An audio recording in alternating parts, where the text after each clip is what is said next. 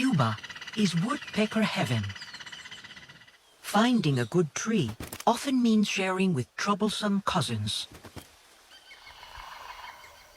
Here, two species are close neighbors, a West Indian and a Cuban green woodpecker. The green woodpecker nest has chicks inside, and their neighbor from upstairs is trouble. West Indian woodpeckers are known to kill other chicks and take over their nests. Luckily, these chicks are now big enough to defend themselves. The West Indian resigns herself to building her own nest. The neighbors will just have to put up with the noise of construction and the debris.